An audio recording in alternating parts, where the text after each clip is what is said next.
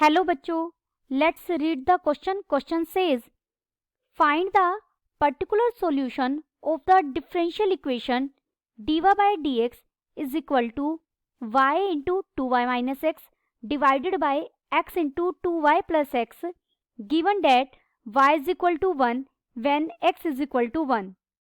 First we see the key concept. Homogeneous differential equation. अब first order first degree, देखिए first order first degree differential equation can be express as dy by dx is equal to f of function of xy divided by g is a function of x comma y, where f and g are homogeneous function of same degree. ये दोनों function कैसे होने चाहिए? Homogeneous होने चाहिए, यानी हर term की degree है वो सेम रहेगी.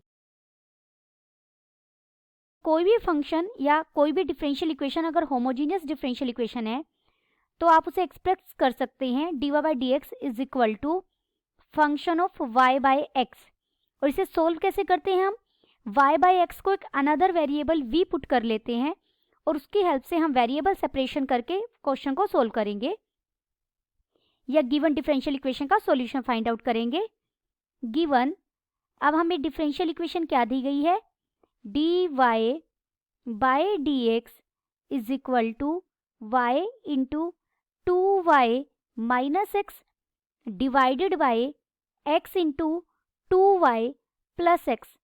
देखिए वैसे आपने अंदर मल्टीप्लाई नहीं करना है, लेकिन समझाने के लिए अगर मैं y को अंदर मल्टीप्लाई कर दूं तो ये हो जाएगा 2y square minus x y divided by नीचे हो जाएगा 2yx प्लस एक्स स्क्वायर. ऊपर ये फंक्शन हमारा फंक्शन f है और ये फंक्शन हमारा g है. f में दो टर्म्स हैं, फर्स्ट और सेकंड. पहली टर्म की डिग्री कितनी है? 2. दूसरी टर्म की डिग्री एक इसकी और एक इसकी, टोटल डिग्री कितनी होगी इसकी भी? 2. सेम यहाँ पर y की भी 1 डिग्री, x की 1 डिग्री, टोटल इस टर्म की डिग्री कितनी है? 2 और x स्क्वायर की डिग्री कितनी है? 2. यानी f और g दोनों होमोजीनियस फंक्शन है, हर टर्म की डिग्री सेम चल रही है और जितनी f की डिग्री है वही डिग्री g की है. अगर होमोजीनियस है तो डेफिनेटली हम इसे y by x में एक्सप्रेस कर सकते हैं. तो देखिए y, अगर यहाँ से ब्रैकेट से मैं x कॉमन ले लूँ तो ये बन जाएगा 2y by x minus 1 divided by x already पहले था और एक x हमने कॉमन ले लिया तो ये बन जाएगा 2y by x प्लस 1. देखिए इस x से इस x कट जाएगा और इस y by x को इकट्ठा लिखा जा सकता है. ये y by x हो गया और अंदर भी सारी जगह y by x हो गया. तो हमारी डिफरेंशियल इक्वेशन कैसी है? होमोजीनियस है. f1 लिख लीजिए क्योंकि f हमने ऊपर यूज किया y by x.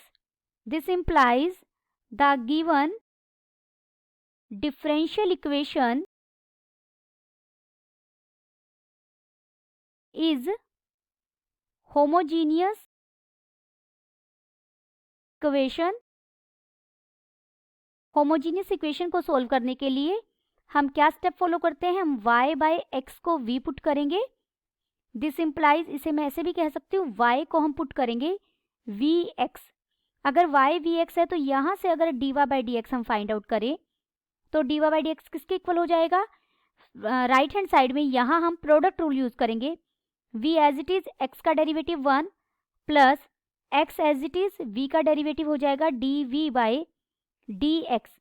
dy by dx की जगह अब हम ये v plus x dv by dx रख देंगे और y की जगह vx रख देंगे जो पीछे हमारी डिफरेंशियल इक्वेशन थी. इसमें इसे आप इक्वेशन फर्स्ट कह सकते हैं.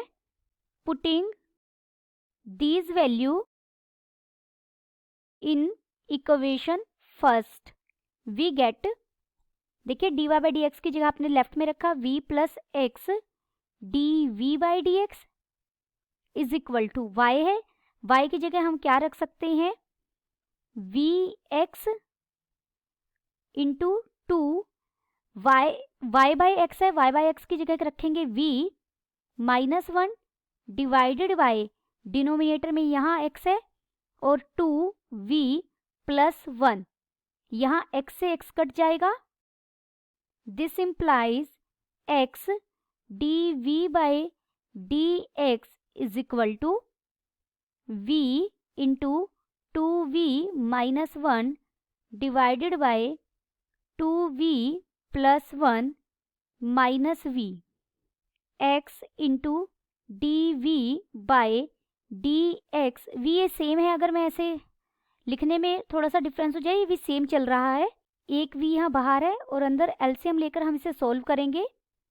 एलसीएम आ जाएगा 2v प्लस 1, ये बन जाएगा 2v minus 1 minus 2v minus 1। 2v से माइनस 2v कट जाएगा। This is equal to minus 2v divided by 2v plus 1। This implies 2v plus 1 divided by 2v।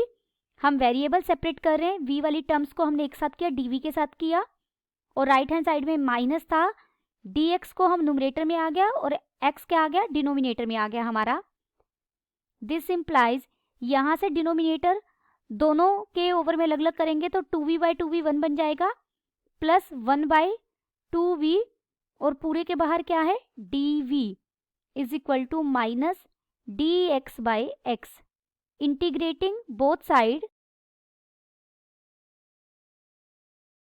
We get, ये हो जाएगा integration of 1 into dv, मैंने एक साथ अलग भी कर लिया, प्लस 1 बाई 2 बाहर आ जाएगा, integration of 1 by v into dv is equal to minus बाहर, ये बन जाएगा dx बाई x। 1 का इंटीग्रेशन v के रिस्पेक्ट में हमें क्या मिलेगा, v प्लस 1 बाई 2 पहले है, और 1 बाई v का इंटीग्रेशन हो जाएगा log v is equal to minus log x, mod x लिख रही हूं मैं क्योंकि x log फंक्शन है, नेगेटिव पर डिफाइन नहीं होता है, प्लस c। जब भी हम इंडेफिनिट इंटीग्रल फाइंड आउट करते हैं तो हम c कांस्टेंट ऐड करते हैं ऑलवेज। अब हम resubstitute y is equal to v x, और ये कह सकते हैं v की जगह हम पुट करेंगे y बाई एक्स, तो हमें क्या मिल जाएगा, दिस इम्प्लाइज, देखिए v की जगह y बाई एक्स हो जाएगा, plus 1 by 2 log of v की जगह रखा हमने y बाई एक्स, तो mod of y by x हो जाएगा, is equal to minus log mod x plus c।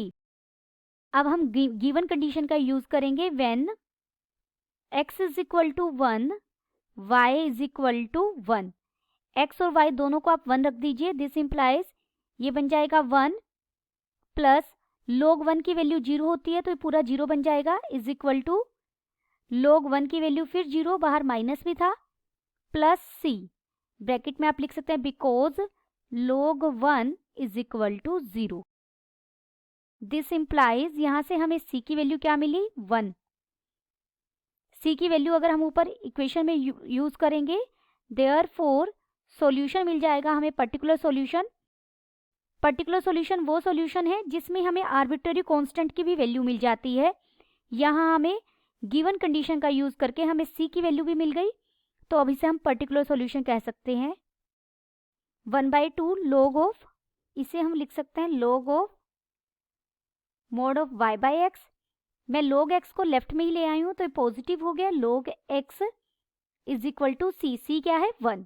देखिए अब इस स्टेप पे अगर मुझे यहाँ 2 से मल्टीप्लाई और 2 से मैं डिवाइड कर दूँ तो कोई फर्क नहीं पड़ेगा, तो हम इसे लिख सकते हैं y by x plus 1 by 2 बाहर कॉमन ले लिया, अंदर हो जाएगा log of y by x plus log of mod of x square, यानी एक्स स्क्वायर ही हो जाएगा, इज इक्वल टू 1।